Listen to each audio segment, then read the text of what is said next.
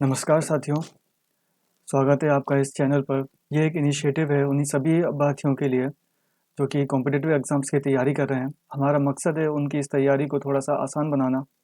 और आज का जो हमारा टॉपिक है वो है मध्य प्रदेश लोक सेवा आयोग के अंदर इकोनॉमी का पोर्शन जो पूछा जाता है, उसको डिस्कस करने के लिए। हमारा जो डिस्कशन रहेगा वो कुछ इस प्रकार से रहेगा कि हमारा जो मेन फ़ोकस रहेगा वो एमपीपीएससी का जो सिलेबस है, उसके हिसाब से रहेगा। सिलेबस कौन-सा?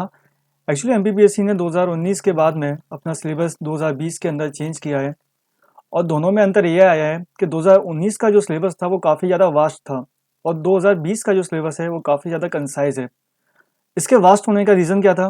क्योंकि उस समय इकोनॉमी का जो वेटेज था पेपर के अंदर वो था, उस पर्टिकुलर पेपर के अंदर वो था 40 से 45% के आसपास उसके सवाल आपको मिल जाते थे इकोनॉमी के। लेकिन 2020 के सवाल के सिलेबस के हिसाब से आपके पेपर 2 के अंदर पूरी 10 यूनिट दी गई हैं और 10 में से सिर्फ और सिर्फ 1 यूनिट जो है वो आपकी इकोनॉमी को डेडिकेटेड दी गई है। ठीक है? और उससे अंतर क्या आया कि जो जो आपका 40 टू 45% सिलेबस था, जो कि वेटेज था इकोनॉमी का, वो रिड्यूस होके आ गया है 10% पे। तो अब का जो सिलेबस है वो काफ़ी ज़्यादा कंसाइज़ हो गया है, काफ़ी ज़्यादा पॉइंट टू पॉइंट हो गया है। तो हमारा जो डिस्कशन रहेगा वो भी अभी के सिलेबस के हिसाब से ही रहेगा। दैट इज़ 2020 के सिलेबस के हिसाब से रहेगा। लेकिन हम सिर्फ 2020 के सिलेबस के हिसाब से रुकेंगे नहीं। जो लोग एमपीपीएससी के अभ्यर्थी हैं वो सिर्फ और सिर्फ उतनी ही सिलेबस देख के कंप्लीट कर सकते हैं अपना कोर्स, लेकिन हमारा डिस्कशन जो है वो आगे फर्दर चलता रहेगा। लेकिन जो लोग एमपीपीएससी के अभ्यर्थी हैं वो सिर्फ उसी उसी पे फोकस करें जो कि 2020 तक का सिलेबस है। इसके अलावा हमारा जो सिलेबस रहेगा वो according to the demand of the syllabus, जो चीज़ मैंने आपको बताई कि जो सिलेबस की डिमांड है हम उसी के हिसाब से तैयारी करेंगे। पॉइंट टू पॉइंट डिस्कशन रहेगा। सिलेबस के अंदर जो चीज़ें हेडलाइन जो आपके टॉपिक्स दिए हुए हैं हम उन सभी टॉपिक्स को कवर करने की कोशिश करेंगे और कम से कम समय के अंदर कवर करने की कोशिश करेंगे। पॉइंट टू पॉइंट डिस्कशन का मेन मकसद ये है कि मैंने खुद ने देखा कि यूट्यूब के अंदर जो इकोनॉमी के रिगार्डिंग एमपीपीएससी इकोनॉमी के रिगार्डिंग वीडियोस डली हुई हैं वो काफ़ी बड़ी बड़ी हैं। मतलब लोग 30 35 लेक्चर ले रहे हैं एक एक दो दो घंटे के मिला मिला के। क्या आपको इतना टाइम देने की ज़रूरत है? एक पोर्शन जो कि 30 नंबर का आना है, आपके टोटल 1400 नंबर में से मेंस के अंदर, क्या आपको उसके 30-35 वीडियोस तकरीबन तकरीबन 50 घंटे उसको देने की ज़रूरत है? ये कितना तर्क संगत और न्याय संगत है? तो ये आपको सोचने वाली बात है। दूसरी बात ये है कि हमारा जो पूरा का पूरा डिस्कशन रहेगा वो मेंस ओरिएंटेड रहेगा। एमपीपीएससी के अंदर प्रीलिम्स के अंदर इकोनॉमी का कुछ खास वेटेज है नहीं, इक्का दुक्का एकाध सवाल आ जाते हैं, वो भी बहुत रैंडम आते हैं, करंट अफेयर से आते हैं। ठीक है, तो जो मेन इकोनॉमी पोर्शन है उससे सवाल नहीं आते हैं, जनरली नहीं आते हैं उससे सवाल प्रीलिम्स के अंदर। तो हमारा जो डिस्कशन रहेगा वो मेंस ओरिएंटेड रहेगा। मेंस के अंदर जो टॉपिक हैं हम उन टॉपिक्स को कवर करने की कोशिश करेंगे। उसके बाद फोकस ऑन एनसीईआरटी, क्योंकि एनसीईआरटी जो है वो काफ़ी स्टैंडर्ड मटेरियल है, उसके अंदर बहुत अच्छे एग्जांपल्स दिए हुए हैं, उसके अंदर बहुत अच्छे टॉपिक्स दिए हुए हैं और एग्जामिनर की पहली पसंद भी एनसीईआरटी ही रहता है। तो हमारा मकसद रहेगा कि एनसीईआरटी के अंदर जो हमारा काम का पोर्शन है हम उसको पूरा कंप्लीट करें।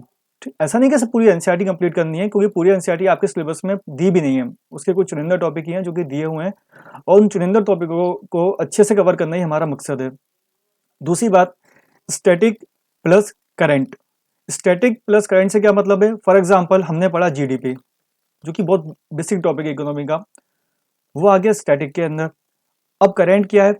करंट ये है कि जीडीपी की कैलकुलेशन के कैलकुलेशन में 2015 के बाद से जो चेंजेस आए हैं वो है करंट पोर्शन, जो कि काफ़ी कम लोग इसके बारे में डिस्कस करते हैं और जो एक इम्पोर्टेंट टॉपिक हो सकता है आपके मेंस के लिए कि 2015 के बाद में क्या क्या चेंजेस आए हैं जीडीपी की कैलकुलेशन के अंदर। तो वो हो जाएगा हमारा एक एग्जाम्पल है सिर्फ कि करंट हम किस तरीके से स्टैटिक के साथ में लिंक करेंगे। उसके बाद में reference from standard material. Standard material जो सब चीज़ें, जो सारी किताबें आप सुनते हैं एमपीपीएससी की पढ़ने के लिए, हम उन सब चीज़ों से रेफरेंस लेंगे। और इसके अलावा जो और चीज़ें आप सुनते हैं, फॉर एग्जांपल इकोनॉमिक सर्वे, आपका बजट हो गया, आपकी इंडिया ईयर बुक हो गई, ये सब चीज़ें जो हैं वो स्टैंडर्ड मटेरियल के अंदर आती हैं। अगर आप इन सब चीज़ों को अपने नोट्स के अंदर कोट करोगे या इन सब चीज़ों का जो सार है वो अपने नोट्स के अंदर मिलाओगे तो आपके ऑटोमेटिकली आपके जो मार्क्स हैं वो एनहेंस होंगे।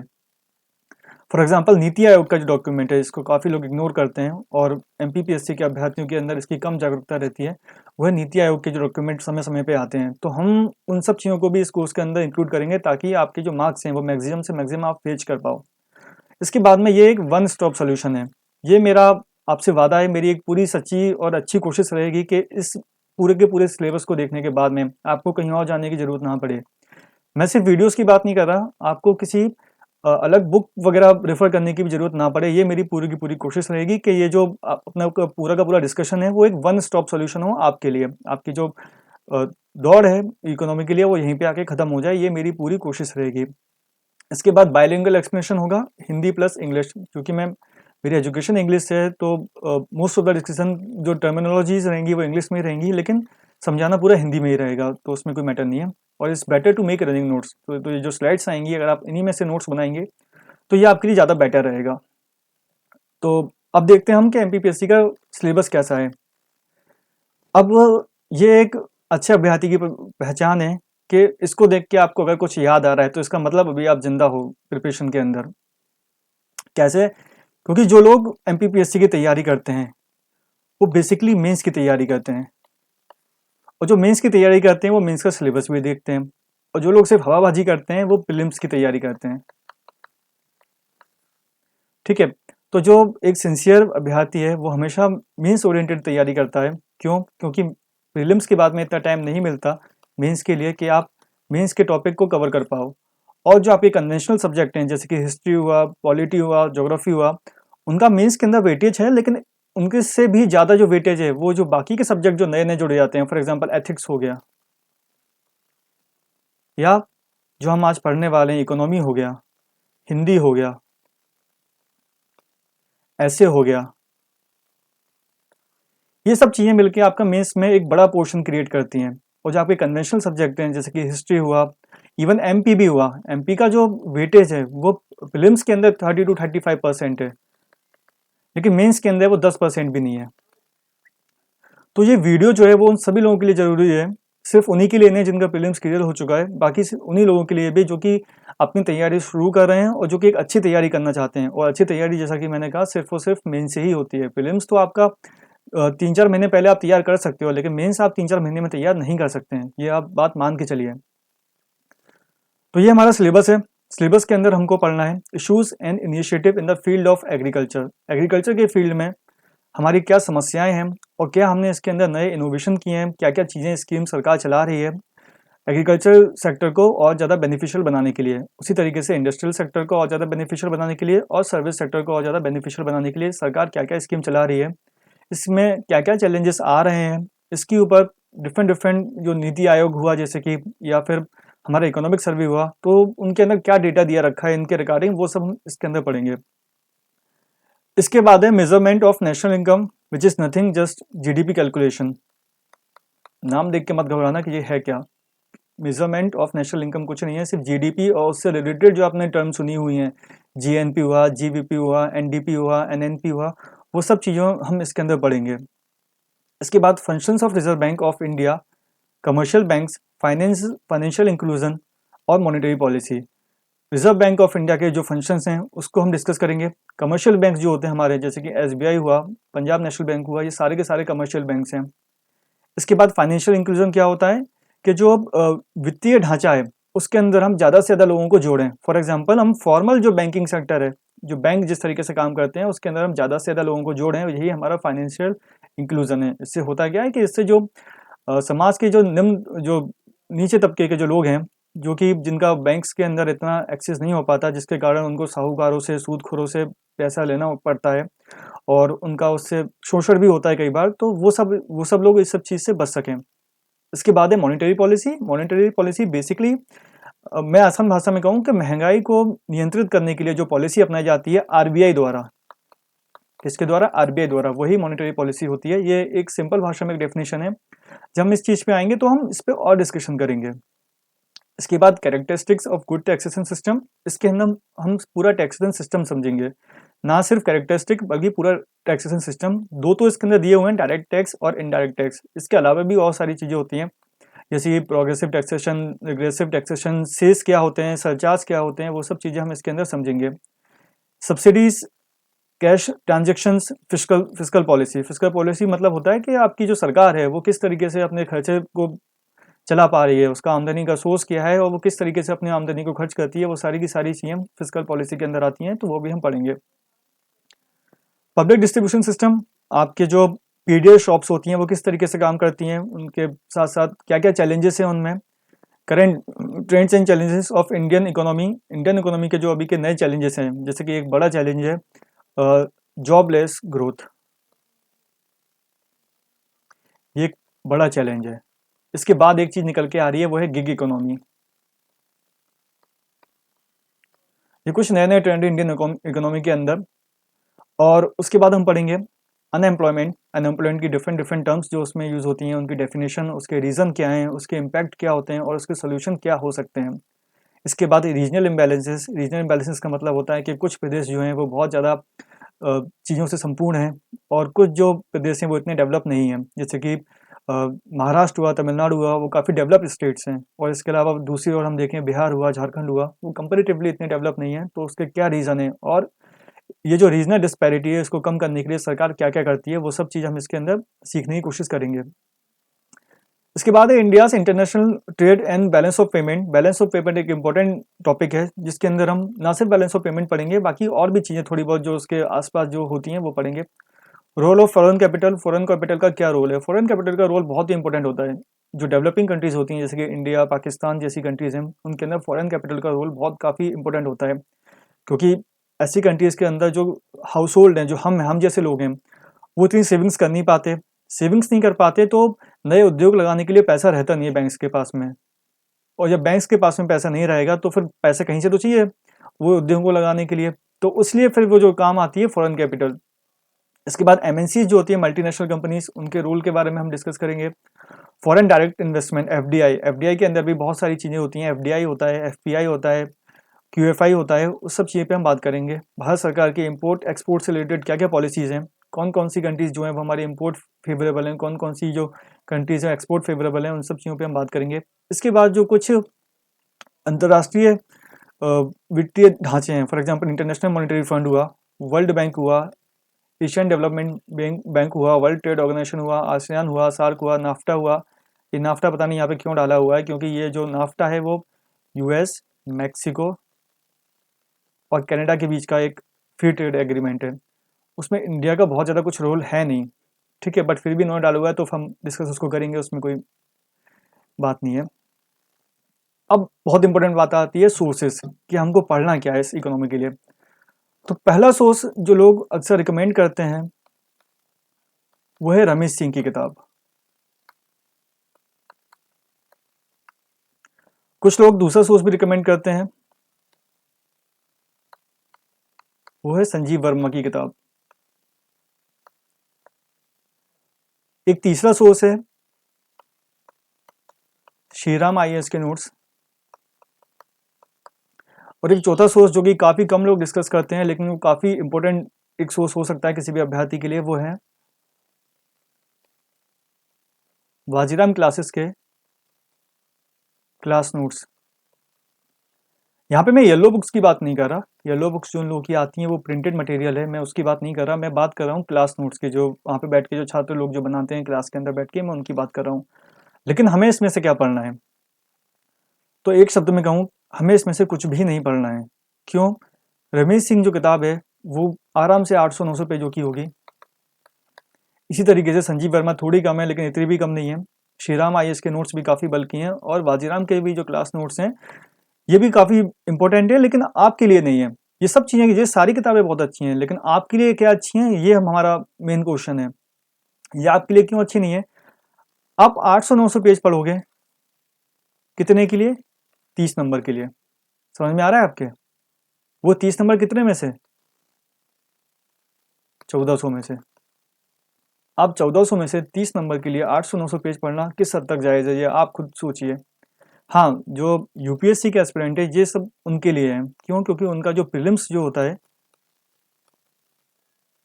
उसमें वो बिना इकोनॉमी के उसको क्रैक ही नहीं कर सकते। आजकल का जो नया ट्रेंड है इकोनॉमी के यूपीएससी के प्रीलिम्स का, उसके अंदर आप सिर्फ इकोनॉमी और पॉलिटी ऐसे दो सब्जेक्ट हैं जो आपको आपकी नैया पार लगाते हैं। इसके अलावा सारे के सारे जो सब्जेक्ट हैं वो बहुत ही ज़्यादा डायनेमिक हो चुके हैं, बहुत एब्रप्टली उनमें से आता है, कहीं से भी कुछ भी पूछ रहा है। लेकिन इकोनॉमी और पॉलिटी है वो आज भी उसमें से सही तरीके से सवाल पूछ रहा है यूपीएससी वाला, लेकिन वो हमारा पॉइंट ऑफ डिस्कशन नहीं है। हमारा कहने का मतलब सीधा ये है कि हमें इनमें से कुछ भी नहीं चाहिए।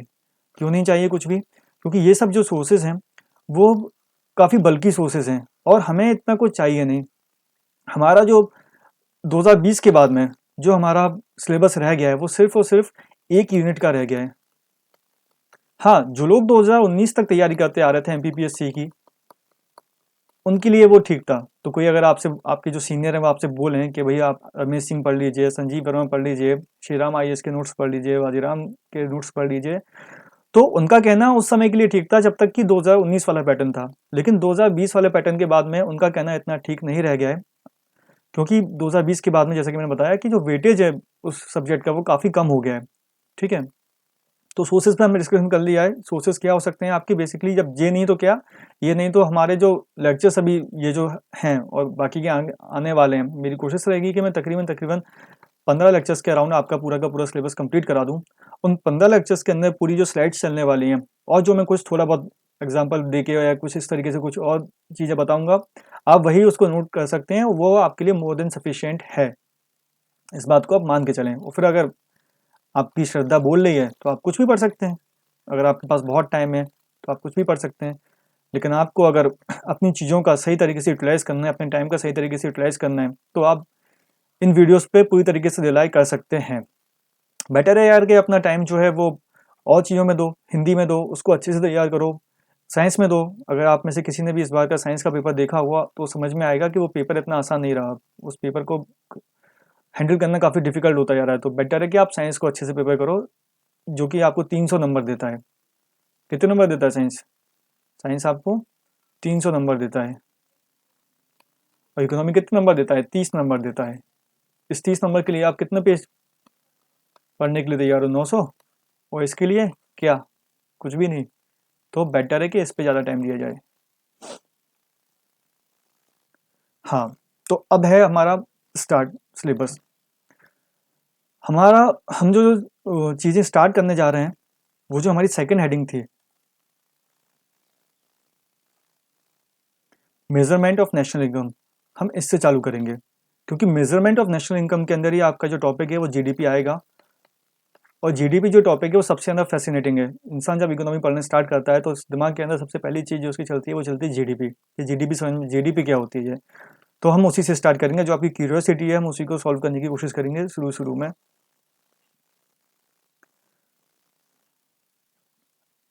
तो इकोनॉमिक एक्टिविटीज़ क्या होती हैं? ये economic activities, these are all those activities which are create value and can be measured. ये वो सारी एक्टिविटी हैं जो कुछ वैल्यू क्रिएट करती हैं। कैसी वैल्यू?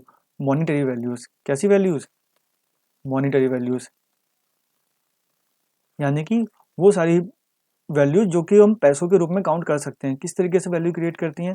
फॉर एग्जांपल, जैसे कि गेहूं की खेती हो रही है, ठीक है, अब उस गेहूं से ब्रेड बन रही है।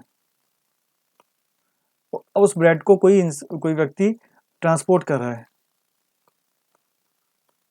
तो इसमें हर चरण में कुछ ना कुछ वैल्यू क्रिएट हो रही है। गेहूं उगाए किसी ने, उस गेहूं जितनी कीमत के गेहूं उगाए उसकी भी कुछ कीमत होगी। किसी ने उसका ब्रेड बनाया, ब्रेड बना के उसमें जो कीमत में एनहेंसमेंट किया गया, फॉर एग्जांपल 100 किलो गेहूं अगर 1000 रुपए के थे, तो 100 किलो गेहूं की जो ब्रेड है वो 5000 रुपए की है। ठीक है, और फिर उसको ट्रांसपोर्ट करके वो ब्रेड 7000 की हुई। तो हर स्टेप पे कुछ ना कुछ वैल्यू क्रिएट हुई। ठीक है, तो ये जो टोटल टोटल वैल्यू क्रिएट हो रही है, तो वो सारी एक्टिविटीज जो इस तरीके की वैल्यू क्रिएट करती हैं उन्हें बोलते हैं इकोनॉमिक एक्टिविटीज। कुछ एक्टिविटीज ऐसे भी होती हैं जिसके अंदर हम कुछ ना कुछ काम तो करते हैं लेकिन उसके अंदर कुछ वैल्यू क्रिएट नहीं हो पाती। कैसे वैल्यू क्रिएट नहीं हो पाती? उदाहरण के तौर पे हम समझें तो इसका एक उदाहरण है डोमेस्टिक वर्क।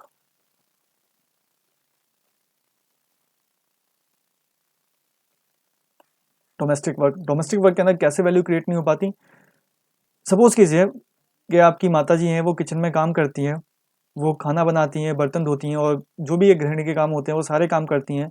लेकिन उसके बाद में एंड ऑफ द डे उनको क्या मिलता है? क्या उनको कुछ पैसों से कंपनसेट किया जाता है? क्या उनको हम कुछ देते हैं? नहीं देते हैं, नहीं देते ना। लेकिन वही काम कोई अगर मेड करे, कोई अगर बाई करे, तो फिर क्या आप उनको पैसे नहीं देंगे? देंगे ना। तो इससे समझ में क्या आ रहा है कि काम वही है, वही काम वैल्यू क्रिएट कर रहा है, लेकिन कुछ खास लोगों के द्वारा किए जाने पे वो जो काम है वो वैल्यू क्रिएट नहीं करता है, वो सिर्फ और सिर्फ आपका एक तरीके से, जिसको हम एक नया टर्म इजाद हुआ है जिसको हम बोलते हैं केयर इकोनॉमी, वो उसका पार्ट बन जाता है। क्या बोलते हैं? Care economy. केयर इकोनॉमी के अंदर क्या आते हैं? डोमेस्टिक वर्क्स, इसके अलावा सोशल वर्क्स जो होते हैं हमारे। अब सामाजिक संस्थाएं जो काम कर रही हैं वो क्या उसके लिए कोई चार्ज करती हैं? लेकिन वही काम अगर कोई दूसरी संस्था करेगी जो कि प्राइवेट मोटिव से, जो कि प्रॉफिट मोटिव से काम करे, तो वो तो उसके लिए चार्ज करेगी, है ना। तो उसी काम के जब कोई एक पर्सन करता है तो कोई वैल्यू क्रिएट नहीं हो रही है, और वहीं अगर कोई दूसरा पर्सन उसी काम को करता है तो वैल्यू क्रिएट हो रही है। ठीक है। तो इकोनॉमिक एक्टिविटीज क्या होती हैं? वो सारे काम जिनको करने पे वैल्यू क्रिएट होती है, वो सारे के सारे काम क्या होते हैं? इकोनॉमिक एक्टिविटीज होती हैं। ठीक है। कुछ काम ऐसे भी हैं जिनको करने पे, जिनको कुछ खास लोगों द्वारा किए जाने पे वैल्यू क्रिएट नहीं होती है, जैसे कि घर के काम हुए, वो अगर हमारे घर के ही लोग करते हैं तो उसमें कुछ वैल्यू क्रिएट नहीं हो रही है। ठीक है। और उसी तरीके से सोशल वर्क जो होते हैं, जो सामाजिक जो संस्थाएं काम करती हैं, वो जो काम कर रही हैं उसमें भी कुछ वैल्यू क्रिएट नहीं हो रही है, तो वो सारे के सारे नॉन इकोनॉमिक एक्टिविटीज़ हैं। ठीक है। आई होप ये आपको समझ में आया होगा। इसके बाद इकोनॉमी के अंदर दो जनरल टर्म रहती हैं, एक होती है मैक्रो इकोनॉमी, एक होती है माइक्रो इकोनॉमी। ये दोनों चीज़ें क्या हैं? मैक्रो इकोनॉमी का मतलब है कि जब आप एक बड़े लेवल पे इकोनॉमी को स्टडी करते हैं, बड़ा level in the sense for example country level पे, it deals with the entire economy of the given unit. ये एक गिवन यूनिट की पूरी एंटायर इकोनॉमी के ऊपर डील करती है, एक बड़े लेवल पे डील करती है, उसे बोलते हैं माइक्रो इकोनॉमी। और माइक्रो इकोनॉमी क्या होता है कि जब आप किसी एक बिजनेस के या कोई एक फर्म है या एक कोई कंपनी है, उसकी इकोनॉमी को जब आप स्टडी करते हैं तो वो सब पार्ट होती है माइक्रो इकोनॉमी की। एक मैक्रो इकोनॉमी के अंदर आप क्या स्टडी करेंगे? फॉर एग्जांपल एक कंट्री की इकोनॉमी के अंदर आप क्या स्टडी करेंगे? जीडीपी स्टडी करेंगे। ठीक है। और क्या स्टडी करेंगे आप उसके अंदर? उसका जो इन्फ्लेशन है वो स्टडी कर सकते हैं आप, इन्फ्लेशन के हिसाब चल रहा है। आप पॉवर्टी स्टडी कर सकते हैं, आप अनएम्प्लॉयमेंट स्टडी कर सकते हैं। लेकिन आप एक कंपनी की जब इकोनॉमी स्टडी करेंगे तो उसके अंदर क्या स्टडी करेंगे आप उसकी बैलेंस शीट स्टडी करेंगे। तो दोनों चीज़ों में अंतर है या नहीं है? आप उसका टर्नओवर स्टडी करेंगे, आप उसका प्रॉफिट मार्जिन स्टडी करेंगे। ठीक है। तो कहने का सीधा सीधा मतलब ये है कि वो इकोनॉमी, वो इकोनॉमिक स्टडीज जिसके अंदर हम एक बड़ी यूनिट, एक कंट्री की इकोनॉमी, अर्थव्यवस्था के बारे में जब हम डिस्कस करते हैं तो वो आती है मैक्रो इकोनॉमी के अंदर। जब हम किसी एक छोटी संस्था की जो इकोनॉमी को डिस्कस करते हैं तो वो आती है माइक्रो इकोनॉमी के अंदर। ठीक है। इसके बाद है structural composition of the economy या फिर sectors of the economy. Sectors of the economy क्या होते हैं? देखो क्या होता है कि जितनी भी इकोनॉमिक गतिविधियां हैं उनको हमने उनको हमने मेजरली तीन पार्टों में डिवाइड किया है। मेजरली, आगे ये और भी है, क्वार्टरनरी और टर्शनरी वगैरह बाकी दी हुई है, लेकिन हमने उसको मेजरली तीन पार्ट्स में डिवाइड किया है। वो क्या क्या है? पहली है प्राइमरी एक्टिविटी, दूसरी है सेकेंडरी एक्टिविटी, और तीसरी है टर्शरी एक्टिविटी। प्राइमरी एक्टिविटीज़ के अंदर क्या होता है कि नेचर से जो हमको चीज़ें मिल रही हैं, नेचर से के साथ में मिलकर हम जो चीज़ों जो उत्पाद करते हैं, वो सारी की सारी हमारी प्राइमरी एक्टिविटीज़ के अंदर आती हैं। इसके एग्जाम्पल क्या हो सकते हैं? एग्रीकल्चर इसका एक एग्जाम्पल है, डेयरी इसका एक एग्जाम्पल है, फिशिंग इसका एक एग्जाम्पल है, और फॉरेस्ट्री इसका एक एग्जाम्पल है। ठीक है। अब नेचर से हमको कोई चीज़ मिली, फॉर एग्जाम्पल वीट मिला, ये हमको नेचर से मिला। फार्मर ने जो वीट उगाया वो किसका एग्जाम्पल था? फार्मर ने जो वीट उगाया वो किसका एग्जाम्पल था? वो हमारा प्राइमरी सेक्टर का एग्जाम्पल था। ठीक है। अब उस वीट से अब उस वीट से बेकरी वाले ने जो ब्रेड बनाया, क्या बनाया? ब्रेड बनाया। उस वीट से बेकरी वाले ने जो ब्रेड बनाया वो हमारा सेकेंडरी सेक्टर का एग्जाम्पल है। ठीक है। और उसके बाद में इस सब काम में जो कुछ लोग जो एम्प्लॉयड हुए, जो कि ट्रांसपोर्टेशन का काम कर रहे थे,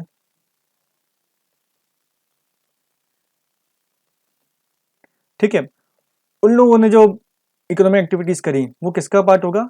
वो टर्सरी सेक्टर का पार्ट होगा। तो बेसिकली जो प्राइमरी सेक्टर है उसके अंदर ऐसी चीज़ें आती हैं, फॉर एग्जांपल एग्रीकल्चर हुआ, डेयरी हुई, फिशिंग हुआ, फॉरेस्ट्री हुई, ये सब किसका एग्जांपल है? ये सब प्राइमरी एक्टिविटीज़ का एग्जांपल है। क्यों नहीं? क्योंकि इसके अंदर हम जो हमारे नेचुरल रिसोर्सेज हैं उसका इस्तेमाल करके हम कुछ वैल्यू क्रिएट कर रहे हैं। इसके बाद आती है मैन्युफैक्चरिंग सेक्टर। इसके अंदर बेसिकली जो फैक्ट्रीज वगैरह होती हैं वो सब चीज़ें इसके अंदर आएंगी। इसके अंदर हम क्या कर रहे हैं? इसके अंदर हम जो हमारे जो नेचुरल रिसोर्सेज से जो हमको चीज़ें मिली हैं, हम उन सब का इस्तेमाल करके उसको एक फाइनल प्रोडक्ट में कन्वर्ट कर रहे हैं। वो किसका एग्जांपल हो गया? हमारा सेकेंडरी सेक्टर का एग्जांपल हुआ हमारा। और टर्सरी सेक्टर क्या होता है? टर्सरी सेक्टर होता है कि इस बीच जो हम किसी प्रोडक्ट के साथ डील नहीं करते, हम कोई सर्विस प्रोवाइड करवा रहे हैं। क्या प्रोवाइड करवा रहे हैं? हम कोई सर्विस प्रोवाइड करवा रहे हैं, लोगों को कोई सेवा दे रहे हैं हम अपनी किसी विशेष स्किल की वजह से। उस सेवा देके हम जो पैसा कमा रहे हैं, जो वैल्यू क्रिएट कर रहे हैं, वो हमारा टर्सरी सेक्टर का एग्जांपल है। फॉर एग्जांपल डॉक्टर्स, इंजीनियर्स और काफ़ी सारे हो सकते हैं, एडवोकेट्स भी इसका एक एग्जांपल है। ठीक है, तो ये सारे लोग क्या कर रहे हैं? क्या ये कोई फिजिकल चीज़ बना रहे हैं? नहीं बना रहे, है ना। डॉक्टर क्या कर रहा है? वो सिर्फ अपनी स्किल का पैसा ले रहा है। इंजीनियर क्या कर रहा है? अपनी स्किल का पैसा ले रहा है। एडवोकेट क्या कर रहा है? अपनी स्किल्स का, अपनी एजुकेशन का पैसा ले रहा है। ठीक है, तो अपनी स्किल्स का, अपनी एजुकेशन का पैसा लेके जो लोग वैल्यू क्रिएट करते हैं, इकोनॉमी के अंदर कंट्रीब्यूशन करते हैं, वो किसका हिस्सा बनते हैं? टर्सरी सेक्टर का, जिसको हम सर्विस सेक्टर भी बोलते हैं, जिसका दूसरा नाम सर्विस सेक्टर भी है। इसी तरीके से सेकेंडरी सेक्टर का दूसरा नाम मैन्युफैक्चरिंग सेक्टर भी है। और agriculture, primary sector, agriculture sector भी इसको कई बार बोला जाता है। ठीक है, तो ये सारे सेक्टर्स हैं इकोनॉमी के अंदर जो इकोनॉमी का कंपोजिशन करते हैं। सेक्टर्स ऑफ द इकोनॉमी आपके सिलेबस का हिस्सा नहीं है, लेकिन एक डिस्कशन को चालू करने के लिए ये एक अच्छा मुद्दा था। इसके बाद general terms used in economy. जब हम जीडीपी पढ़ेंगे या जब हम किसी फर्म के बारे में पढ़ते हैं तो कुछ चीज़ें हैं, कुछ जनरल टर्म है जिसको बार बार सुनने में आता है, तो हम उसको पहले डिस्कस कर लेते हैं। फॉर एग्जाम्पल एक चीज़ होती है कंजम्पशन गुड। कंजम्पशन गुड क्या होता है? अब एक फर्म है या एक कंपनी है या एक इंडस्ट्री है। अब इंडस्ट्री है तो कुछ चीज़ें बनाएगी। अब हर इंडस्ट्री एक जैसी चीज़ें तो बनाती नहीं है, कुछ इंडस्ट्रीज कुछ और चीज़ें बनाती हैं, कुछ इंडस्ट्रीज अलग चीज़ें बनाती हैं। ठीक है, तो कुछ इंडस्ट्रीज बनाती हैं कंजम्पशन गुड। क्या बनाती हैं? Consumption good. कंजम्पशन गुड क्या होते हैं? कंजम्पशन गुड का मतलब है वो सारी चीज़ें जो कि हम खरीदते हैं और एक बार में इस्तेमाल कर लेते हैं, वो सारी चीज़ें होती हैं कंजम्पशन गुड।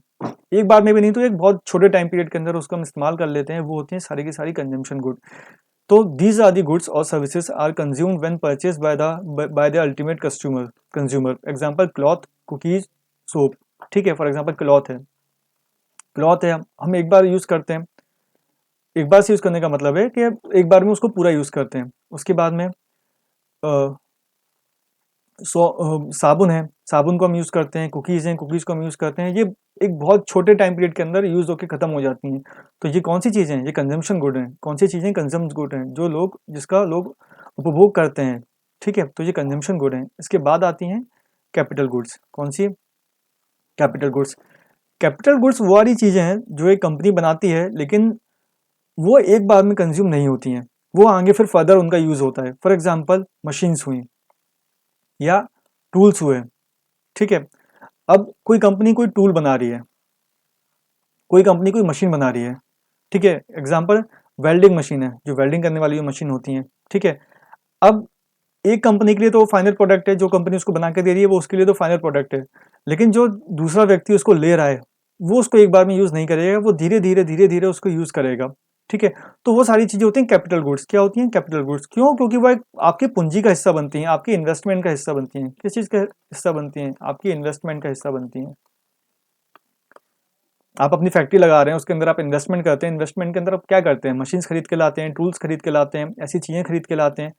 तो वो सारी चीज़ें आपके इन्वेस्टमेंट का हिस्सा बनती हैं, इसलिए उनको बोलते हैं कैपिटल गुड्स। क्या बोलते हैं? Capital goods. वो आपकी पूंजी का हिस्सा बनती हैं। इसके बाद आते हैं consumer durables. Consumer durables basically वो सारी चीज़ें हैं जो उनको एक आम आदमी खरीदता है, लेकिन उनको एक लंबे समय के अंदर वो उनको पूरा तरीके से खर्च कर पाता है, या लंबे समय तक वो उसका उपयोग करता है। जैसे कि टेलीविज़न, जैसे कि कैमरा, जैसे कि Baikal. So these are also goods for the ultimate consumption but are durable in nature. They do not get used in a short span of time. ये वो सारी चीज़ें हैं जो कि हमारे अल्टीमेट यूज़ के लिए बनी है, जिसको हम यूज़ करते हैं, इसका आगे फर्दर कोई यूज़ नहीं है। जैसे कि टूल्स थे, उनका अल्टीमेट यूज़ नहीं होता है, उनका आगे यूज़ होता है ना। हमने फैक्ट्री से खरीद लिया, इसके बाद वो खरीदने के बाद वो अपने आप में सक्षम नहीं है, वो कोई और काम करेंगे, उससे कोई तीसरी चीज़ बनेगी।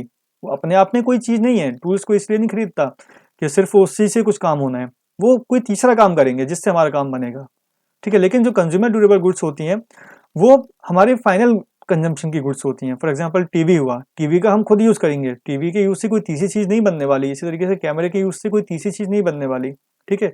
उसका हम खुद यूज़ करेंगे, लेकिन उसको हम एक छोटे समय के दरमियान यूज़ नहीं करेंगे, एक लंबे समय के दरमियान यूज़ करेंगे। इसलिए उसको बोलते हैं कंज्यूमर ड्यूरेबल्स। ड्यूरेबल मतलब जो चीज़ चले, जो चीज़ लंबी चलने वाली है, उसको बोलते हैं ड्यूरेबल, कंज्यूमर ड्यूरेबल। इसके बाद है इंटरमीडिएट गुड्स। इंटरमीडिएट गुड्स क्या होती हैं कि कुछ इंडस्ट्रीज ऐसी चीज़ें बनाती हैं, कुछ इंडस्ट्रीज ऐसी चीज़ें बनाती हैं जो बनने के बाद में दोबारा फिर किसी दूसरी इंडस्ट्रीज के अंदर यूज़ होती है। फॉर एग्जांपल यार्न हुआ, यार्न मतलब धागा। अब कोई एक कंपनी जो है कपास से धागा बनाने का काम करती है, तो उसने तो धागा बना दिया, उसका काम खत्म हो गया, ठीक है। लेकिन क्या सिर्फ धागा ही अल्टीमेट यूज़ हो किसी चीज़ का? नहीं, धागे का क्या बनेगा? क्लॉथ बनेगा। तो दूसरी कंपनी क्या करेगी? उसका क्लॉथ बनाने का काम करेगी, ठीक है। तो वो सारी चीज़ें, वो सारे प्रोडक्ट जो कि किसी दूसरे प्रोडक्ट बनाने के अंदर का as a raw material use होते हैं, उनको बोला जाता है इंटरमीडिएट गुड्स। उनको क्या बोला जाता है? Intermediate goods. इसके बाद है फैक्टर्स ऑफ प्रोडक्शन। एक प्रोडक्शन के अंदर, कोई चीज़ बनाने के अंदर जो जो चीज़ें काम आती हैं, जो जो चीज़ें लगती हैं, वो सब होता है फैक्टर्स ऑफ प्रोडक्शन। यहाँ हम रॉ मटेरियल की बात नहीं कर रहे हैं, यहाँ हम उन सब बाकी सारी चीज़ों की बात कर रहे हैं जो कि एक प्रोडक्ट बनाने के अंदर एक कंपनी यूज़ करती है। फैक्टर्स ऑफ प्रोडक्शन को 4 चीज़ों में बांटते हैं: लैंड, लेबर, कैपिटल और एंटरप्रेन्योर। लैंड मतलब ज़मीन जो आप यूज़ करते हो। आपकी फैक्ट्री कहीं पे लग रही है तो उसके बेसिकली आप कहीं ना कहीं वो लगेगी। इसके बाद लेबर, वो लोग जो कि उस फैक्ट्री के अंदर काम करेंगे। इसके बाद कैपिटल, वो पूंजी जिससे कि आप फैक्ट्री की चीज़ें खरीदेंगे। और इसके बाद एंटरप्रेन्योर। एंटरप्रेन्योर मतलब वो व्यक्ति जिसका ये पूरा का पूरा आइडिया है, जिसकी ये दिमाग की उपज है, जो कि पूरा का पूरी चीज़ों को चला रहा है, ठीक है। तो जो व्यक्ति लैंड देता है, जो व्यक्ति लैंड देता है, एक व्यक्ति लेबर देता है, एक व्यक्ति कैपिटल देता है, दूसरा व्यक्ति एंटरप्रेन्योरशिप यानी कि आइडिया देता है, ठीक है। तो ये 4 हैं फैक्टर्स ऑफ प्रोडक्शन। जो लैंड देता है उसको हम कंपनसेट करते हैं रेंट के रूप में। किसके रूप में? रेंट के रूप में। जो लेबर दे रहा है, जो व्यक्ति फैक्ट्री के अंदर काम कर रहा है, उसको हम कंपनसेट करते हैं वेजेस के रूप में। किसके रूप में? वेजेस के रूप में। जो व्यक्ति अपना आइडिया दे रहा है वो लेता है प्रॉफिट। वो क्या लेता है? प्रॉफिट लेता है। और जो व्यक्ति पूंजी लगा रहा है वो अपनी पूंजी पे इंटरेस्ट लेता है। क्या लेता है? इंटरेस्ट लेता है। फॉर एग्जाम्पल आपने कोई फैक्ट्री सेटअप करी, ठीक है। आपने एक दिया बत्ती बनाने की फैक्ट्री सेटअप करी, आपने एक कमरा लिया उधार पे। वो जो आपने रूम लिया, आपने जो रूम लिया आप उसके लिए रेंट चुकाओगे, ठीक है। जो लोग वहाँ पे काम कर रहे हैं, जो लोग उस फैक्ट्री के अंदर काम कर रहे हैं, आप उनको उनकी सैलरी दोगे। जो लेबर है वहाँ पे, आप उसके लिए उनको सैलरी दोगे, ठीक है। जो आपने कैपिटल किसी से उधार ली है, आपने जो कैपिटल किसी से उधार ली है, आप इंटरेस्ट सहित उस कैपिटल को चुकाओगे। और इसके अलावा आपका जो आइडिया है उसको पूरा का पूरा इम्प्लीमेंट करने का, जो आप इन सब चीज़ों को अरेंज कर रहे हो, आपकी आइडिया है वो इन सब चीज़ों का आप अरेंज कर रहे हो। तो चौथे आप हुए एंटरप्रेन्योर। आप एंटरप्रेन्योर हो, तो ये सब चीज़ें करने के बाद में जो प्रॉफिट बचेगा वो आपका होगा, क्योंकि ये किसका आइडिया था? आपका आइडिया था। इस पर अगर लॉस भी होता तो किसको होता? आपको होता। रूम वाले को कोई लॉस नहीं होता, उसको आपको पूरा रेंट देना पड़ेगा। आप लॉस में हो प्रॉफिट में हो, आपको उसको पूरा रेंट देना पड़ेगा। एक लेबर जो काम कर रही है, आपको उसको पूरी सैलरी देनी पड़ेगी। आपने किसी से पैसा उधार लिया है तो उस पर आपको पूरा इंटरेस्ट देना पड़ेगा। लेकिन आप जो काम कर रहे हो एंटरप्रेन्योरशिप का, आपका जो आइडिया था, कुछ भी होता है, लॉस होता है, प्रॉफिट होता है, वो आपको बियर करना पड़ेगा, ठीक है। तो प्रॉफिट होता है तो वो भी आपको मिलेगा, लॉस होता है तो वो भी आपको मिलेगा। अब आता है हमारा आज का topic, measurement of national income. Basically measurement of national income is basically measurement of GDP, कि हम जीडीपी को किस तरीके से मेजर करते हैं। अब जीडीपी जो टर्म है वो बहुत से लोगों ने सुना हुआ है लेकिन कुछ लोग इसको समझ पाते हैं, कुछ लोग इसको नहीं समझ पाते हैं। तो व्हाट इज़ जीडीपी? अगर हम डेफिनेशन के तौर पे बात करें तो it is total values of final goods and services produce in domestic territory of an economy in a given accounting year is called GDP. It is estimated by CSO, that is Central Statistics Office, under ministry of statistics and programme implementation. तो basically GDP होती क्या है? एक country के अंदर जो उत्पाद हो रहा है उस उत्पाद से कितनी वैल्यू क्रिएट हुई है वो जीडीपी है. उत्पाद के अंदर सिर्फ वो चीज़ें नहीं हैं जो कि नेचर से क्रिएट हो रही हैं, फॉर एग्जांपल जो सिर्फ और सिर्फ प्राइमरी सेक्टर से क्रिएट हो रही हैं, नहीं, बल्कि जो प्राइमरी, सेकेंडरी और टर्सरी सेक्टर मिला के जितनी वैल्यू क्रिएट कर पा रहे हैं मॉनेटरी टर्म्स में, वो सब की सब आपकी जीडीपी का हिस्सा बनती हैं. कुछ समझ में आ रहा? जैसे कि एक फार्मर है, उसने 10 किलो गेहूँ उगाए. वो गेहूँ जो 10 किलो उसने उगाया उसका कीमत भी 10 रुपये किलो थी, तो 100 रुपये के हो गए. ठीक है, उस 100 रुपये के गेहूँ को लेके आपने ब्रेड बनाया. ठीक है, वो हुआ 300 रुपये का. ठीक है, और इस बीच में जिन लोगों ने सर्विस दी, ट्रांसपोर्टेशन वाले हुए और भी जो सर्विस वाले हुए, उनने करीब 100 रुपये खर्च हुआ उस पर. ठीक है, तो 100 रुपये आपके एग्रीकल्चर सेक्टर ने प्रोड्यूस किए. उस 100 रुपये पे जो ब्रेड बना के 300 रुपये ब्रेड मैन्युफैक्चर ने कमाए, और 100 रुपये बीच में जो जिन लोगों ने सर्विस दी, अदर सर्विसेज दी, उन लोगों ने कमाए. तो फाइनली आपकी जीडीपी कितनी हुई? 500 रुपये हुई आपकी जीडीपी. ये एक रफ एग्जांपल है आपको जीडीपी का कंसेप्ट थोड़ा आसान भाषा में समझाने के लिए. तो एक इकोनॉमी के अंदर जितना उत्पादन होता है तीनों सेक्टर्स को मिला के, प्राइमरी सेक्टर को मिला के, सेकेंडरी सेक्टर को मिला के और टर्सरी सेक्टर को मिला के जो उत्पादन पूरा होता है उसी को हम बोलते हैं जीडीपी. तो it is gross domestic product. ये क्या है? Gross domestic product. Just a minute.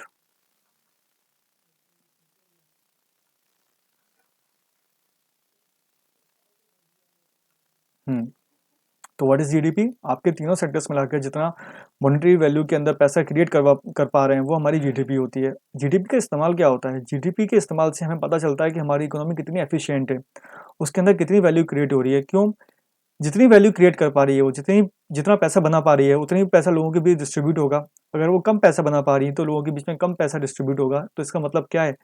हमारी कंट्री कैसी रहेगी? पुअर रहेगी. और अगर वो ज़्यादा पैसा बना पा रही है, ज़्यादा पैसा लोगों के बीच डिस्ट्रीब्यूट होगा, तो इसका मतलब क्या है कि हमारी जो कंट्री होगी वो ग्रो करेगी. और जीडीपी का एक दूसरा यूज़ ये होता है कंपैरेटिव स्टडी के अंदर. हम जीडीपी के, कई देशों की जीडीपी पता करके ये अनुमान लगाते हैं कि किस देश की जो वित्तीय हालत है वो कितनी बेहतर है. इस बात से हम जीडीपी से इस बात का अनुमान लगाते हैं. जीडीपी को नापने के 3 मेथड हैं. एक है प्रोडक्ट मेथड, एक है इनकम मेथड और तीसरा है एक्सपेंडिचर मेथड. ये 3 मेथड हैं जीडीपी को नापने के लिए, और इन 3 मेथड को हम आगे डिस्कस करेंगे. तो पहला मेथड है हमारा प्रोडक्ट मेथड और वैल्यू एडेड मेथड. ये क्या होता है? बेसिकली ये एक मेथड है जिसके थ्रू हर सेक्टर ने कितनी वैल्यू क्रिएट करी है हम उसको कंसिडर करते हैं, और उससे हम पता लगाते हैं कि पूरी जीडीपी के अंदर कितनी वैल्यू क्रिएट हुई है. जैसे कि हम फिर वही अपना वीट वाला एग्जांपल लेते हैं जो कि एनसीईआरटी के अंदर दिया हुआ है. इस चक्कर में वो एग्जांपल ले रहा हूँ आपको. अगर इनकेस अगर आप एनसीईआरटी पढ़ते हैं तो आपको रिलेट करने में आसानी होगी. तो प्रोडक्ट और वैल्यू एडेड मेथड पहला जो हमारा मेथड है. ठीक है, इसके अंदर जो फार्मर था उसने गेहूँ उगाए. गेहूँ उसने उगाए 100 रुपये के. 100 रुपये के गेहूँ हमारे प्राइमरी सेक्टर ने उगाए, हमारे फार्मर ने उगाए. ठीक है, कितने के गेहूँ उगाए? 100 रुपये के गेहूँ उसने उगाए. इसके बाद में वो 100 रुपये के गेहूँ को एक ब्रेड वाले ने परचेज किया और उसने ब्रेड बनाई, चूँकि टोटल कितने की थी? 400 रुपये की उसने ब्रेड बनाई. किसने बनाई? सेकेंडरी सेक्टर वाले ने, यानी कि एक बेकर ने 400 रुपये की ब्रेड बनाई. ठीक है, और उसके ट्रांसपोर्टेशन के बाद में उसमें ट्रांसपोर्टेशन के जो व्यक्ति था उसने तकरीबन 100 रुपये उसमें लिए.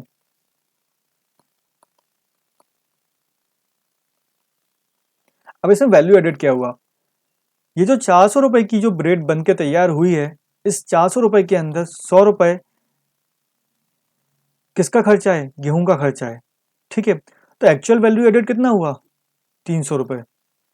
बेकर ने अपनी तरफ से कितना वैल्यू ऐड किया उसके अंदर, फाइनल प्रोडक्ट के अंदर? 300 रुपये का. क्यों? क्योंकि 100 रुपये की जो पूरी की पूरी ब्रेड है उसके सॉरी 400 रुपये की जो पूरी की पूरी ब्रेड है उसके अंदर 100 रुपये तो किसके हैं, फार्मर के हैं। अगर हम दोनों को ऐसे काउंट करेंगे तो डबल काउंटिंग की मिस्टेक हो जाएगी। तो टोटल वैल्यू एड कितना हुआ, 100 ये हुआ, 300 ये हुआ और 100 ये हुआ, यानी कि हमारी जीडीपी कितनी हुई, फाइनल 500 रुपीज़ हमारी जीडीपी हुई।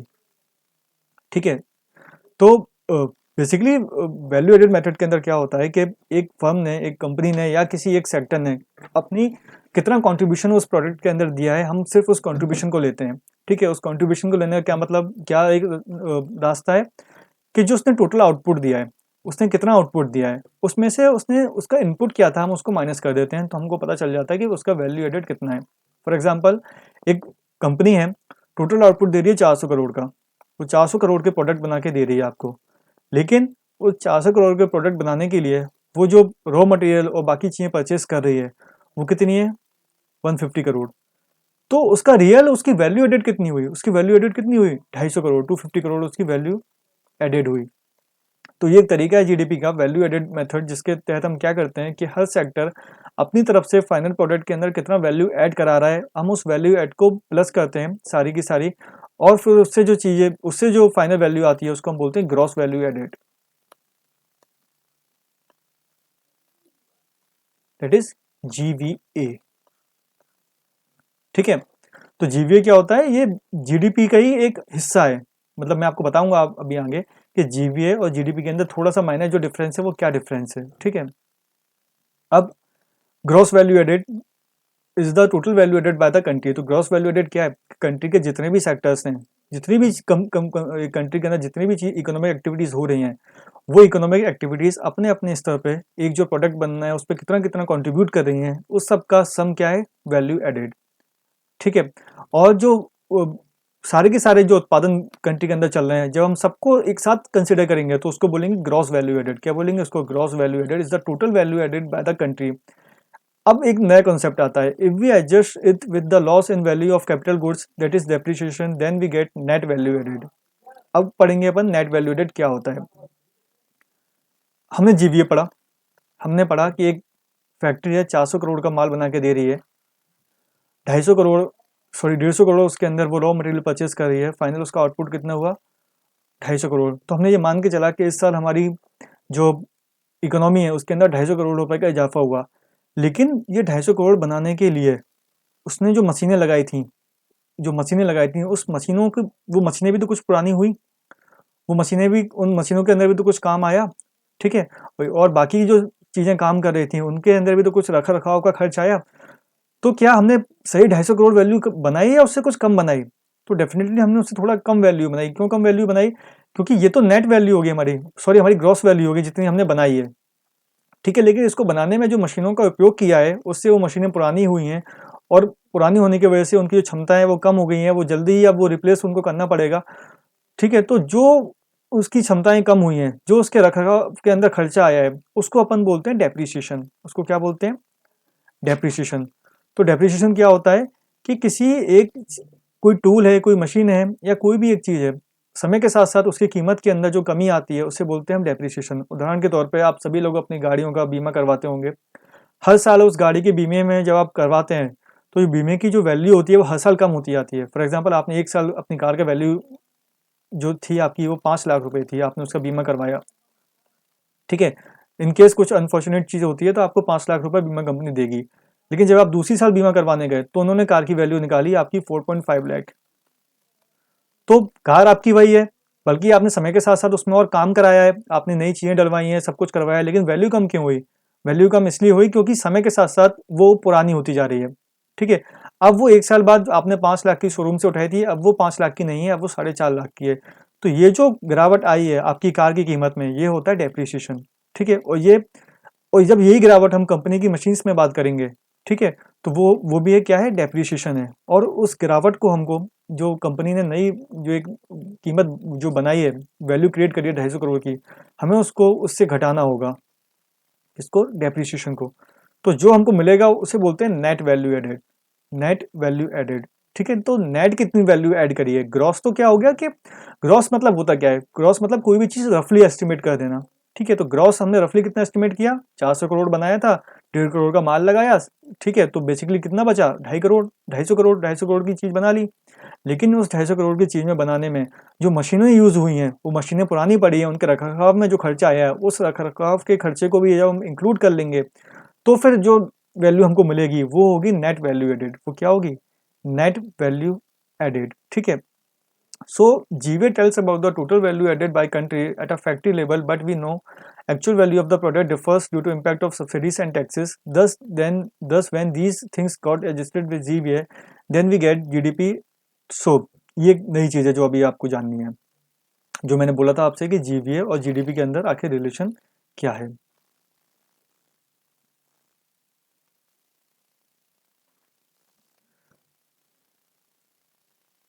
GWA और GDP के बीच में रिलेशन क्या है? देखिए GWA क्या होता है। GWA के अंदर अपन ऐड कर रहे हैं किसी भी चीज़ की वैल्यू क्रिएट कितनी हो रही है। जब वैल्यू क्रिएट हो रही है और वैल्यू क्रिएट होके कोई प्रोडक्ट जो कि 250 करोड़ का था, लेकिन जब वो मार्केट में जाएगा तो क्या वो 250 करोड़ का रहेगा? नहीं रहेगा। क्यों? सरकार उस पे टैक्स लगाएगी। आपका जो पेन है, सिंपल पेन जो आप 5 रुपए का खरीदते हैं, हो सकता है वो कंपनी से जब निकलता है वो 4 रुपए का रहता है, ठीक है? लेकिन जब कंपनी से बाहर निकल के जब वो मार्केट में पहुँचता है, तो उसकी कीमत 5 रुपए हो जाती है। 5 रुपए कैसे हो जाती है? क्योंकि सरकार उस पे इनडायरेक्ट टैक्सेस लगा रही है, ठीक है? तो जो जीवे था, वो आपका वो 4 रुपए था जो कि आप कंपनी के अंदर जो उसकी कीमत थी, और जीडीपी क्या होगी? वो 5 रुपए जो मार्केट में आने पे उसकी क्या कीमत हो रही है, वो उसकी जीडीपी होगी, ठीक है? ऐसा नहीं है कि हमेशा चीज़ों के दाम बढ़ते हैं, कभी-कभी कम भी होते हैं। कुछ विशेष चीज़ें बनाने पे सरकार छूट देती है, सब्सिडी देती है। क्या देती है? सब्सिडी। तो उस छूट को हमको इस चीज़ से माइनस करना पड़ता है कभी-कभार। फॉर एग्ज़ाम्पल इस केस में हमारी जीवीए जो थी, वो जीडीपी से कम थी।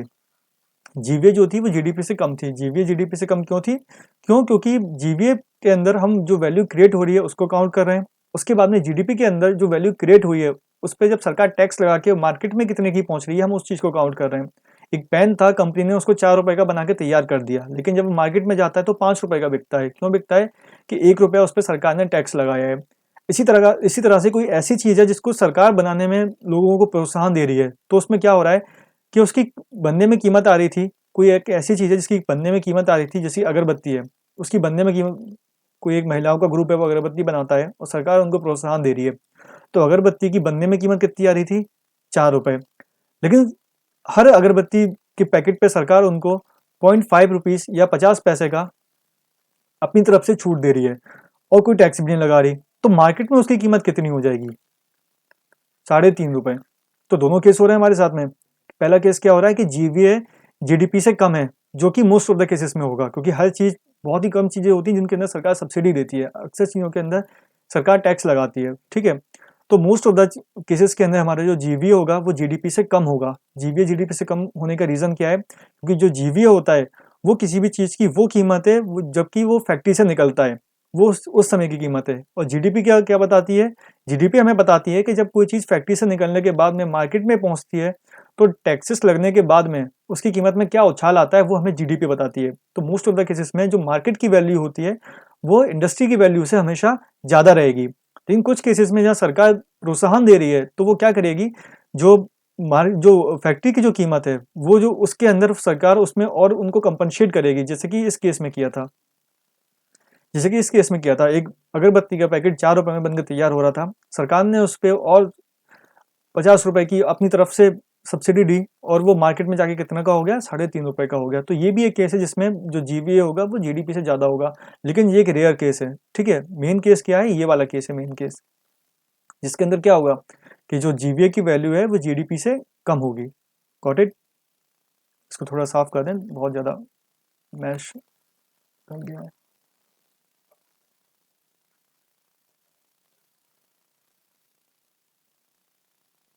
हो गया। सी, तो हमने ये पहला मेथड पढ़ा, कौन सा? Value added method. इसके अंदर बेसिकली होता क्या है वैल्यू एडेड मेथड के अंदर, कि जो वैल्यू हमने ऐड करी है किसी चीज़, किसी प्रोडक्ट को बनाने के लिए, जब किसी फर्म ने जो वैल्यू ऐड करी है हम उस वैल्यू को काउंट करते हैं, ठीक है?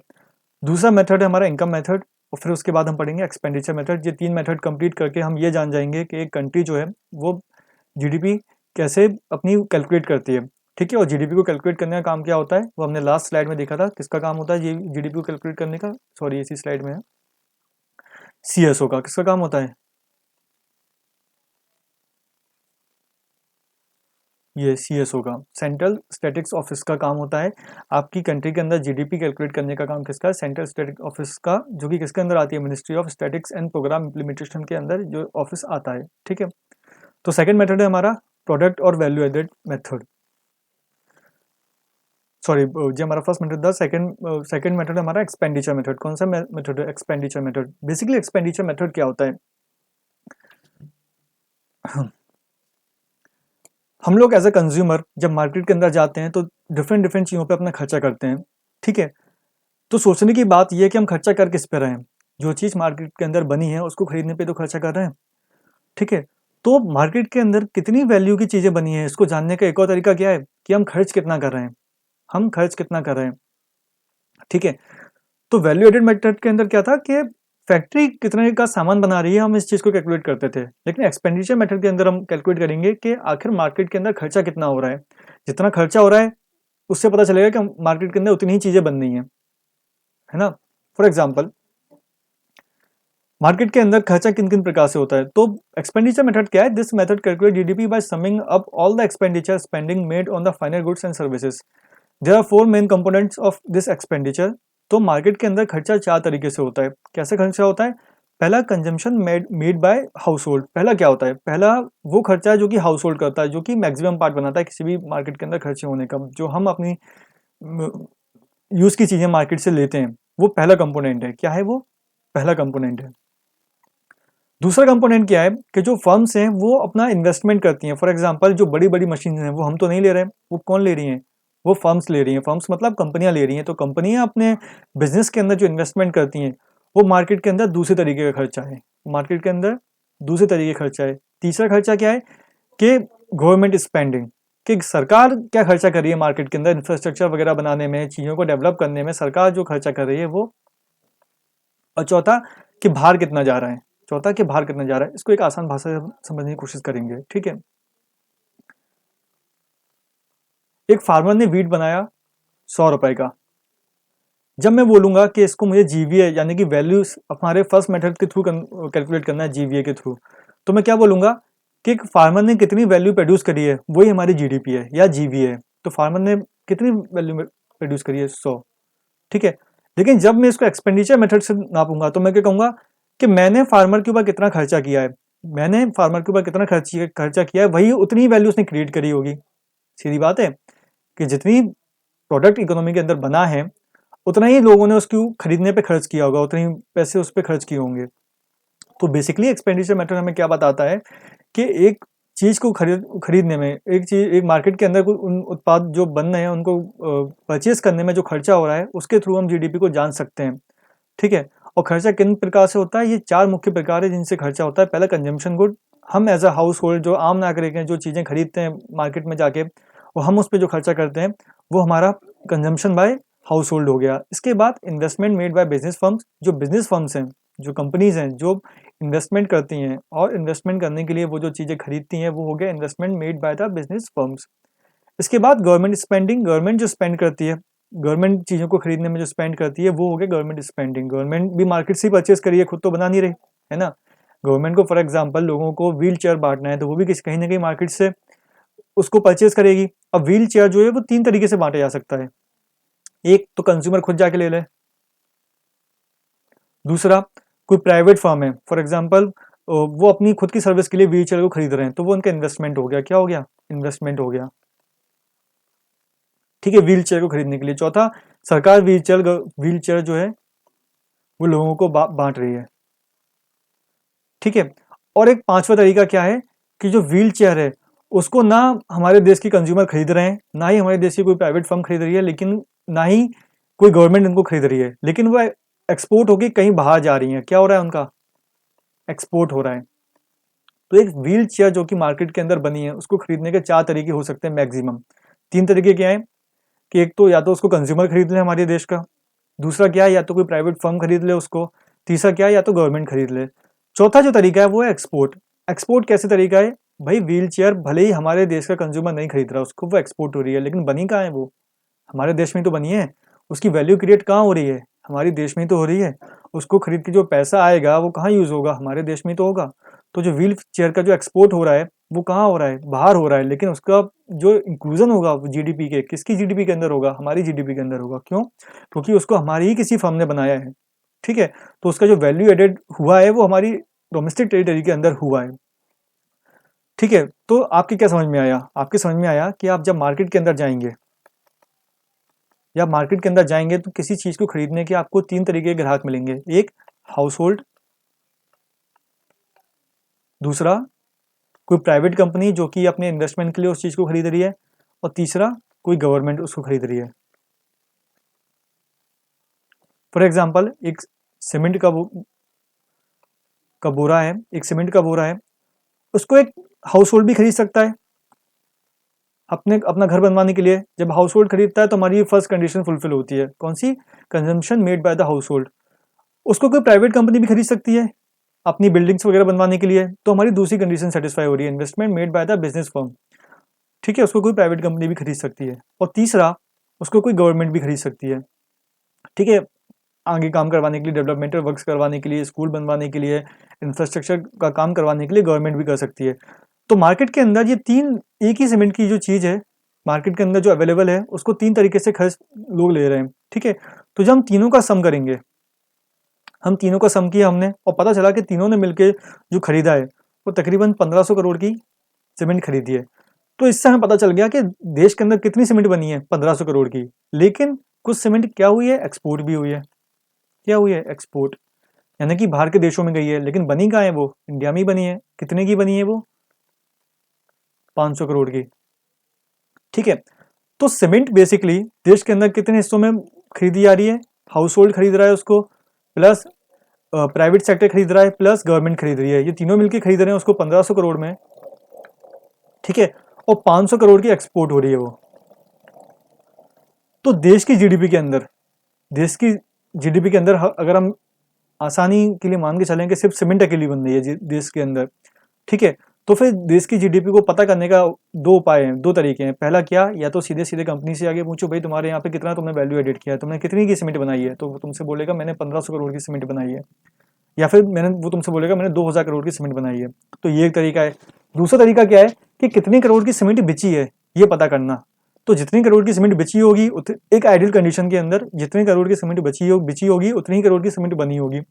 तो दो तरीके हैं जीडीपी को पता करने के, एक कि कितना सामान बना है, या दूसरा कितना सामान बेचा है। ये दो तरीके हैं जीडीपी को पता करने के लिए, जो दो तरीके हमने अभी तक समझ लिए हैं। पहला वैल्यू एडेड मेथड, और दूसरा एक्सपेंडिचर मेथड। ये दो मेथड है जो हमने समझ लिए हैं। ठीक है, अब इसके अंदर एक और एक्सेप्शन आता है जो हमको जानना जरूरी है। वो एक्सेप्शन क्या है? Wait a minute.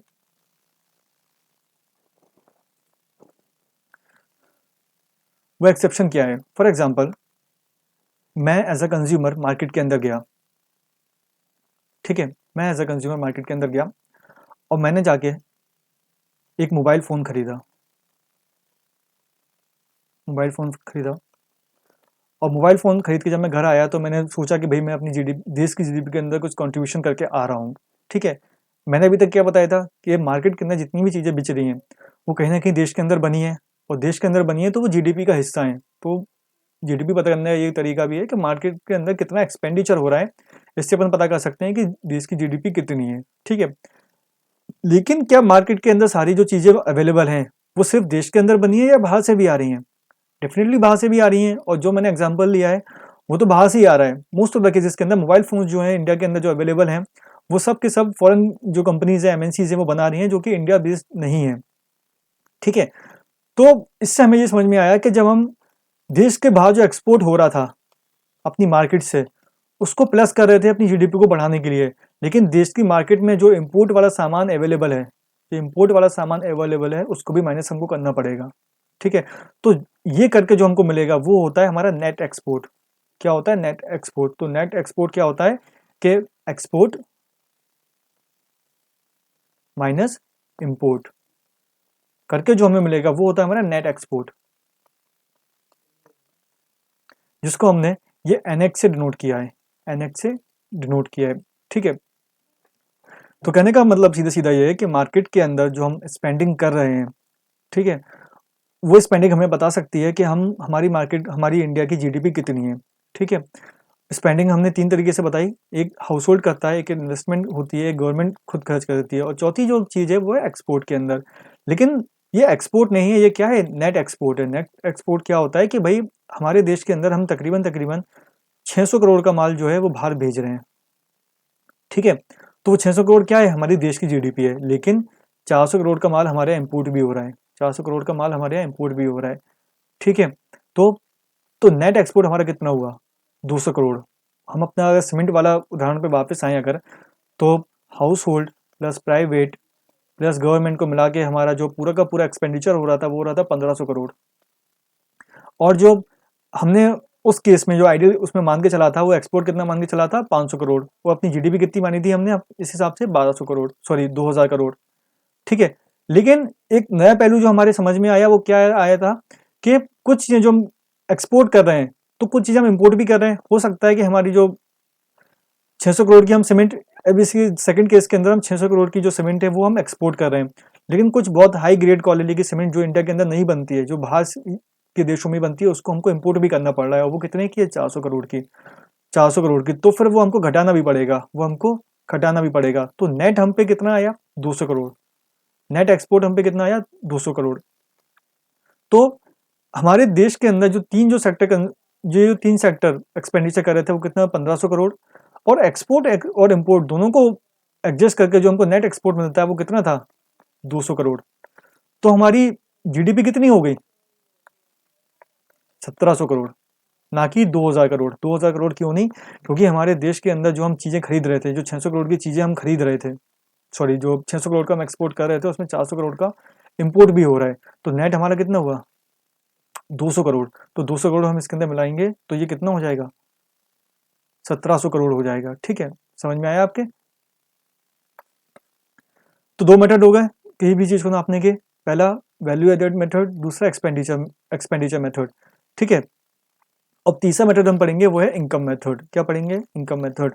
अब किसी भी चीज़ की वैल्यू को नापने का वो ये तीसरा तरीका है, जीडीपी को नापने का ये तीसरा तरीका है। क्या है, इनकम मेथड। इनकम मेथड के अंदर क्या है कि हमारी 2000 करोड़ की सीमेंट बनी। पहला तरीका क्या है जीडीपी में सीमेंट का वैल्यू नापने का, कि सीधे हम वैल्यू एडेड लगाएं कि भाई कितने की सीमेंट बनी है, कितने की सीमेंट बनी है, तो क्या आ जाएगा वैल्यू एडेड से कि 2000 की सीमेंट बनी है। ये हमारा पहला मेथड था। दूसरा मेथड क्या है कि कितने हज़ार करोड़ की सीमेंट खरीदी गई, वो सारा एडजस्ट करके पूरा नेट एक्सपोर्ट वगैरह। तो इनकेस हमने मान के चला कि 2000 करोड़ की सीमेंट खरीदी गई, तो वो हमारा दूसरा मेथड है, क्या, एक्सपेंडिचर मेथड। तीसरा मेथड क्या है, तीसरा मेथड जानने का ये है कि एक फर्म ने जितना पैसा कमाया है, एक फर्म ने जितना पैसा कमाया है वो पैसा डिस्ट्रीब्यूट हुआ है कहीं ना कहीं। तो वो जो पैसा डिस्ट्रीब्यूट हुआ है, अगर हम उस डिस्ट्रीब्यूशन का कलेक्शन पता कर लेंगे कितना पैसा डिस्ट्रीब्यूट हुआ है, तो हमको समझ में आ जाएगा कि हमारी टोटल जीडीपी कितनी है। क्यों, जितना पैसा फर्म ने बनाया है वो बना कैसे है, लोगों ने उस पर एक्सपेंडिचर किया है, आके खरीदा है। तो खरीदने के बाद में एक कंपनी के पास में जितना पैसा आया है उस पैसे को उसने लोगों के बीच में बांटा है, ठीक है। तो कितना पैसा बांटा गया है अगर हम ये पता कर लें तो हमको पता चल जाएगा कि कितनी चीज़ की वैल्यू बनी थी। उदाहरण के तौर पे हम बांटते कैसे हैं ये हमने इसके अंदर सीखा था। हम किसी फर्म के अंदर पैसे को किस तरीके से बांटते हैं वो हमने इस स्लाइड के अंदर सीखा था। बांटने के मेन 4 तरीके हैं। पहला कि हम रेंट देते हैं चीज़ों का, हम जो लोग एम्प्लॉयड हैं उनको सैलरी देते हैं, जो कैपिटल हमने यूज़ करी है बैंक से लेके या किसी और तरीके से लेके हम उसको इंटरेस्ट से चुकाते हैं, या जो प्रॉफिट है जो हमको फाइनली मिला है हम उसको कंसिडर करते हैं। तो इनकम मेथड के थ्रू हम क्या करते हैं, इनकम मेथड के थ्रू हम पता करते हैं कि जो फैक्ट्री है उसको अल्टीमेटली कितनी इनकम हुई है। और इनकम पता करने का एक तरीका ये है कि जितने भी उसने इनकम डिस्ट्रीब्यूट करी है हम उस सब का अगर एग्रीगेशन कर लें तो हमें पता चल जाएगा कि हमने कितना इनकम डिस्ट्रीब्यूट किया है, उससे फर्म की कितनी इनकम हुई है। तो basically it estimates total income earned by all the household with domestic territory of an economy. It is basically revenue distribution of the firm in the form of salary, wages, profit, interest and rent among factors of production. तो एक company अपने factors of production के बीच में जिस हिसाब से पैसे को डिस्ट्रीब्यूट करती है वही हमारी जीडीपी है। जीडीपी नापने के जो 3 तरीके थे उसमें तीसरा तरीका इनकम मेथड। इनकम मेथड के अंदर हम पता कर सकते हैं जीडीपी का किस तरीके से कि एक फर्म ने अपने एम्प्लॉयज़ को या और भी जो चीज़ें जो उसने फैक्टर सारे के सारे फैक्टर्स ऑफ प्रोडक्शन थे उसमें किस तरीके से पैसा डिस्ट्रीब्यूट किया है। पैसे डिस्ट्रीब्यूट कैसे किया है, क्योंकि उसका पैसा कहाँ से आया डिस्ट्रीब्यूट करने के लिए, लोगों ने दिया है। लोगों ने दिया है, उसका पता अपन कैसे लगा सकते हैं, एक्सपेंडिचर मेथड से। ठीक है, लोगों ने कितना दिया है, जितने की वैल्यू क्रिएट हुई है, वैल्यू एडेड मेथड। ठीक है, वो कहाँ गया है, इनकम में गया है। कहाँ गया है, इनकम में गया है। तो ये तीनों के तीनों मेथड हैं किस चीज़ के लिए, जीडीपी कैलकुलेशन के लिए। जीडीपी कैलकुलेशन के लिए तीनों के तीनों मेथड हैं। पहला मेथड है एक्सपेंडिचर मेथड, मतलब पहला दूसरा कहीं पे भी कर लो। दूसरा वैल्यू एडेड मेथड, तीसरा इनकम मेथड। ठीक है, एक्सपेंडिचर मेथड के अंदर हम क्या करते हैं कि एक कंपनी ने जो सामान बनाया था, मार्केट में हमने कितना एक्सपेंडिचर किया है, और मार्केट में जितना एक्सपेंडिचर हमने किया होगा अल्टीमेटली उतना ही सामान हमारे देश के अंदर बना है। ठीक है, हाँ, उसके अंदर हम एक्सपोर्ट वगैरह को, इम्पोर्ट वगैरह को एडजस्ट करते हैं, वो हमने सीखा था नेट एक्सपोर्ट के अंदर। दूसरा वैल्यू एडेड मेथड क्या है कि जितने मॉनेटरी वैल्यू का सामान किसी फैक्ट्री ने बनाया है, मतलब टोटल फैक्ट्रीज ने बनाया है और बाकी सारे सर्विस सेक्टर्स ने मिलकर बनाया है, उससे हम पता कर सकते हैं कि जीडीपी के अंदर हमारी क्या जीडीपी क्रिएट हुई है। और तीसरा मेथड क्या है कि किस हिसाब से इनकम को डिस्ट्रीब्यूट किया गया है, किस हिसाब से इनकम को डिस्ट्रीब्यूट किया गया है। एक फर्म है, वो अगर 2000 करोड़ रुपए बना रही है, ठीक है, तो 2000 करोड़ रुपए बना रही है, तो वो तो क्या हो गया, उसका वैल्यू एडेड मेथड हो गया पता करने का। ठीक है, कि वो कितना वैल्यू क्रिएट कर रही है। दूसरा पता करने का तरीका क्या है कि उसका सामान जब मार्केट में गया और मार्केट में जाके वो बेचेगा, तो कितने का बेचेगा, 2000 करोड़ का बेचेगा। ठीक है, तो ये कौन सा मेथड हुआ, एक्सपेंडिचर मेथड हुआ। और तीसरा मेथड क्या हुआ, इनकम मेथड, कि उस फर्म के पास में जब उसने मार्केट में 2000 करोड़ रुपए का सामान बेचा तो उसके पास कितने पैसे आए, 2000 करोड़ पैसे आए, 2000 करोड़ रुपए आए। ठीक है, और 2000 करोड़ रुपए को उसने खुद ने तो रखा नहीं होगा, वो सभी जो भी फर्म के अंदर जो चीजें काम कर रही हैं उन सब में गया होगा। तो किस तरीके से उनके बीच में गया है, वो जानने का मेथड क्या है, इनकम मेथड, कि उसकी जो इनकम हुई थी 2000 करोड़, उसने उसको कैसे डिस्ट्रीब्यूट किया है। अगर हम ये जान लें कि उसके डिस्ट्रीब्यूशन का सम क्या था, कि डिस्ट्रीब्यूट करने के बाद में उस फर्म के पास में कितना पैसा उसका बटा है डिस्ट्रीब्यूट करने में, अगर हम उसका सम जान लें तो उससे हमें पता कर सकते हैं कि इनकम मेथड के थ्रू जीडीपी कितनी रही है। ठीक है, और डिस्ट्रीब्यूट कैसे करते हैं, वेजेस जो कि हम वर्कर्स को देते हैं, प्रॉफिट जो कि फैक्ट्री ओनर या एंटरप्रेन्योर लेता है, इंटरेस्ट जो कि हमने कैपिटल खरीदी थी, कैपिटल जो हमने बोरो की थी उस पर हम इंटरेस्ट देते हैं, और रेंट जो हमने चीज़ें यूज़ की हैं, बेसिकली जो हमने लैंड यूज़ करी है या कोई भी ऐसी कोई चीज़ यूज़ करी है जिसका हमको किराया देना है। इन चारों मेथड के थ्रू हम पता करते हैं कंपनी की इनकम कितनी हुई है।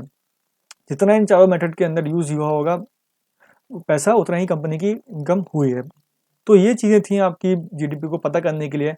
ये आपका पहला लेक्चर यहीं पे समाप्त होता है, और अगले लेक्चर के अंदर हमको बाकी जो रिलेटेड चीज़ें हैं जीडीपी से वो हम जानेंगे, और उसी के साथ साथ हमारे सेकेंड लेक्चर के अंदर जो जीडीपी वाला टॉपिक है वो ख़त्म हो जाएगा। अभी शायद आपको एक दिक्कत आ रही होगी क्योंकि ये मेरा भी पहला एक्सपीरियंस है ऑनलाइन पढ़ाने का। ठीक है, तो थोड़ा मुझे भी थोड़ी दिक्कत आ रही है पढ़ाने में, लेकिन बी विथ मी, ये सब चीज़ें एक दो लेक्चर्स के अंदर दूर हो जाएंगी, और जो हमारा नया लेक्चर होगा वो बहुत ही अच्छे तरीके से स्टार्ट होगा। Thank you.